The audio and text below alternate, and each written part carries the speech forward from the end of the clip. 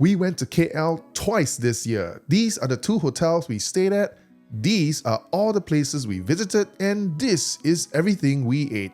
Let's go! For both trips to KL, we drove up from Singapore, and both times we stopped by Restoran Dim Sum Jinbo in Seremban, which is about an hour's drive from KL city centre. If you're a dim sum lover, absolutely make a pit stop here. It's got a 4 out of 5 star rating from over 1,000 reviews on Google, and personally, I think it deserves to be a little higher. Here's a quick snapshot of what we had. I can't remember exactly how much all of this cost, but I do remember thinking it was more affordable than I expected. So overall, great value, good taste, succulent prawns in the Jijong Fan, bone-in chicken for the Lo Mai Kai, which I've never encountered anywhere else. Also, the coffee is pretty decent. It might look like a somewhat unassuming and humble restaurant from the outside, but the food and the value for money, no hesitation recommending this place if you like dim sum. Whether you're driving from Singapore to KL or Genting or Cameron Highlands, it's a long drive, so you want to stop and take a break once in a while, and if you're going to do that, why not stop here at Restoran Dim Sum Jinbo? For our first vacation to KL in April, we stayed at Star Suites KLCC, which offers service apartments for short-term stays.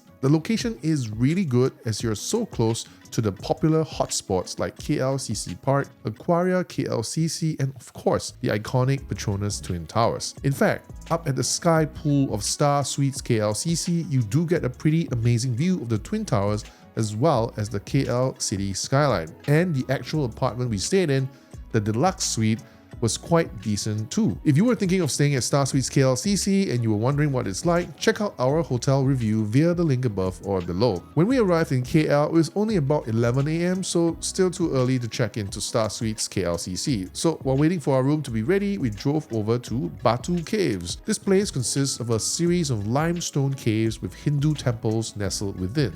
To enter the caves, you have to climb up these 272 steps to get to the top. If that's not something you want to attempt for whatever reason, there's still plenty to look at and admire at the bottom, from the colourful, intricately designed Hindu temples to the giant statue of Tamil god Murugan, who is apparently the Hindu god of war.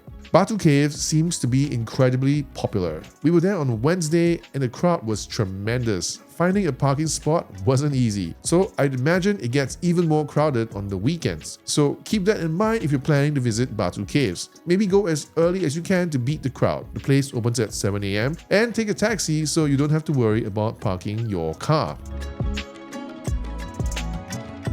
After spending a couple of hours at Batu Caves, we headed back to Star Suites KLCC where our room was finally ready. We collected our keycard and settled into our room, then decided to have an early dinner before exploring what's nearby. Next to the hotel, like literally next to it, is a restaurant called 1919 Restaurant.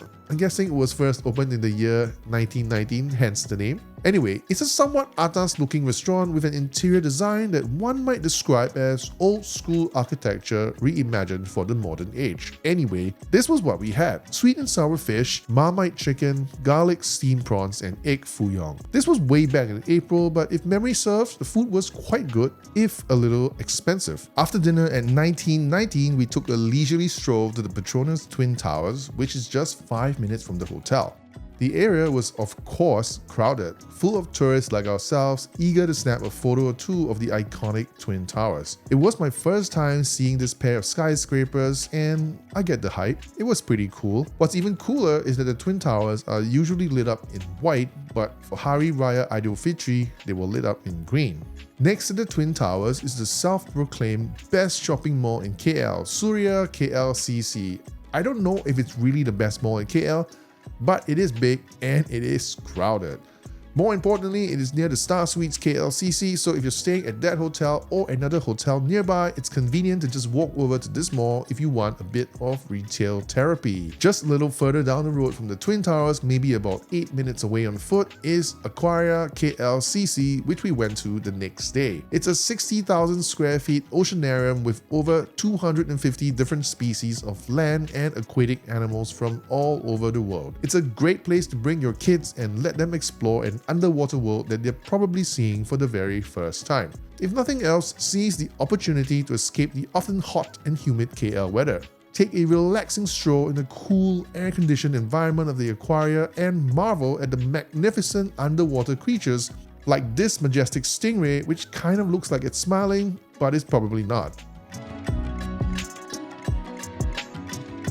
Our next stop was the Central Market, also known as Pasar Seni to locals. Classified as a heritage site by the Malaysian Heritage Society, it started off as a wet market all the way back in 1888, and today it is a popular bazaar that sells traditional goods, arts and crafts, and all sorts of souvenirs. I didn't notice it when I was browsing the shops there, but apparently the market is organized into 3 zones: Lorong Melayu, Lorong Cina, and Lorong India, as a way to feature different shops from the 3 main races in Malaysia. And that was almost everything we did on our first ever vacation to KL earlier this year in April. The second time we went to KL was in October, and this time we stayed a little further away from the city centre at Amy Suites in Mont Kiara. Once again, we arrived in KL at about 11 AM, which meant it was too early to check in to our hotel. So we decided to spend a couple of hours at the National Science Centre, aka Pusat Sains Negara. It was a Saturday and was so crowded that we couldn't park at the main building. We were redirected to another car park on the other side of the road. That's the main building as seen from the overhead bridge that we had to cross since we were parked across the road. Along the way, we also encountered a mini Jurassic Park filled with animatronic dinosaurs. It's an exhibit that belongs to the National Science Centre. Good opportunity to educate your kids about dinosaurs that up till this point they might only seen in books. Most of the dinosaurs were well designed except for the T-Rex, which looked kinda goofy and almost like Barney the dinosaur.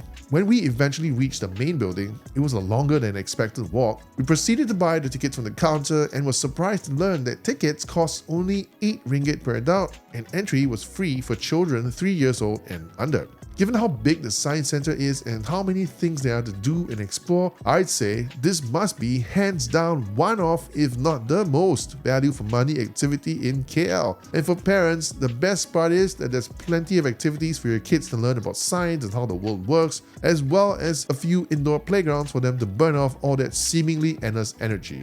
After spending almost 3 hours at Pusat Sains Negara, it was finally time to head over to our hotel, Amy Suites, and check in. Amy Suites has to be one of the most Instagrammable or Instagram-worthy hotels we've ever stayed at, but at the same time, it's got its fair share of bad reviews online. We stayed there for 2 nights and we had some thoughts about it. If you're wondering if it's worth booking a stay at Amy Suites and you're concerned about the bad reviews online, find out exactly what we thought of it in our hotel review. Catch that video via the link above or below. Now at Amy Suites, aside from Aloe Cafe, which is where breakfast is served for guests staying in the hotel, there are hardly any other restaurants here.